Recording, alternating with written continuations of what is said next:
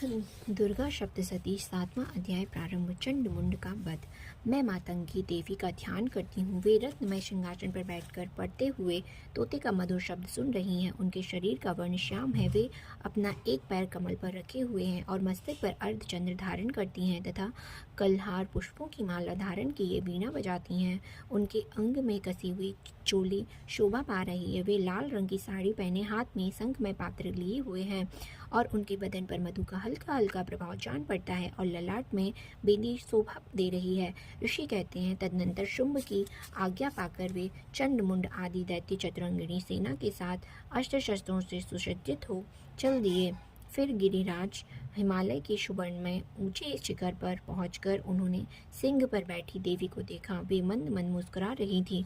उन्हें देखकर दैत्य लोग तत्परता से पकड़ने का उद्योग करने लगे। किसी ने धनुष तान लिया, किसी ने तलवार संभाली और कुछ लोग देवी के पास आकर खड़े हो गए। तब अंबिका ने उन शत्रुओं के प्रति बड़ा क्रोध किया। उस समय क्रोध के कारण उनका मुख काला पड़ गया, ललाट में भौहें टेढ़ी हो गईं और वहां से तुरंत विकराल मुखी काली प्रकट हुई जो तलवार और पाश लिए हुए थीं। वे विचित्र खड़वांग धारण किए और चीते के चर्म की साड़ी पहने नरमुंडों की माला से विभूषित थीं। उनके शरीर का मांस सूख गया था। वे केवल हड्डियों का ढांचा था जिससे वे अत्यंत भयंकर जान पड़ती थी। उनका मुख बहुत विशाल था। जीव लाल पर लपलपाने के कारण वे और भी डरावनी प्रतीत होती थीं।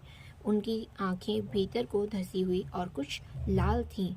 वे अपनी भयंकर गर्जना से संपूर्ण दिशाओं को गुंजा रही थीं। बड़े बड़े दैत्यों का वध करती हुई वे कालिका देवी बड़े वेग से दैत्यों की उस सेना पर टूट पड़ी और उन सबको भक्षण करने लगीं। वे पार्श्व रक्षकों, अंकुशधारी महावतों, योद्धाओं और घंटा सहित कितने ही हाथियों को एक ही हाथ से पकड़कर मुंह में डाल लेती थी। इसी प्रकार घोड़े रथ और सारथी के साथ रथी सैनिकों को मुंह में डालकर वे उन्हें बड़े भयानक रूप से चबा डालती थीं। किसी के बाल पकड़ लेती, किसी का गला दबा देती और किसी को पैरों से कुचल डालती और किसी की छाती के धक्के से गिराकर मार डालती थी। वे अश्रों के छोड़े हुए बड़े बड़े अस्त्र शस्त्र मुंह से पकड़ लेती और रोष में भरकर उनको दांतों से पीस डालती थीं। काली ने बलवान एवं दुरात्मा दैत्यों की वह सारी सेना रौंद डाली, खा डाली। कितनों को मार भगाया और कोई तलवार के घाट उतारे गए, कोई खट्टवांग से पीटे गए और कितने ही असुर दांतों के अग्रभाग से कुचले जाकर मृत्यु को प्राप्त हुए।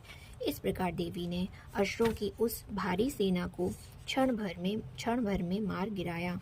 यह देख चंड उन अत्यंत भयानक काली देवी की ओर दौड़ा और महादैत्य मुंड ने भी अत्यंत भयंकर बाणों की वर्षा से तथा हजारों बार चलाए हुए चक्रों से उन भयानक नेत्रों वाली देवी को आच्छादित कर दिया। वे उन अनेकों चक्र देवी के मुख में समाते हुए ऐसे जान पड़े मानो सूर्य के बहुतेरे मंडल बादलों के उदर में प्रवेश कर रहे हों। तब भयंकर गर्जना करने वाली काली ने अत्यंत रोष में भरकर विकट अट्टहास किया और उस समय उनके विकराल बदन के भीतर कठिनता से देखे जा सकने वाले दांतों की प्रभा से वे अत्यंत उज्जवल दिखाई देती थी। देवी ने बहुत बड़ी तलवार हाथ में ले हम का उच्चारण करके चंड पर धावा किया और उसके केश पकड़कर उसी तलवार से उसका मस्तक काट डाला। चंड को मारा गया देखकर मुंड भी देवी की ओर दौड़ा। तब देवी ने रोष में भरकर उसे भी तलवार से घायल करके धरती पर सुला दिया। महापराक्रमी चंड और मुंड को मारा गया देख मरने से बची हुई बाकी सेना भय से व्याकुल हो चारों ओर भाग गई। तदनंतर काली ने चंड और मुंड का मस्तक हाथ में ले चंडिका के पास जाकर प्रचंड अट्टहास करते हुए कहा, देवी, मैंने चंड और मुंड नामक इन 2 महापशुओं को तुम्हें भेंट किया है। अब युद्ध यज्ञ में तुम शुंभ और निशुंभ का स्वयं ही वध करना। ऋषि कहते हैं, वहां लाए हुए उन चंड मुंड नामक महादैत्यों को देखकर कल्याणमयी चंडी ने काली से मधुर वाणी में कहा, देवी, तुम चंड और मुंड को लेकर मेरे पास आई हो, इसलिए संसार में चामुंडा के नाम से तुम्हारी ख्याति होगी। इस प्रकार श्री मार्कंडेय पुराण में श्रावणिक मन्वंतर की कथा के अंतर्गत देवी महात्म्य में चंड मुंड वध नामक 7वां अध्याय पूर्ण हुआ।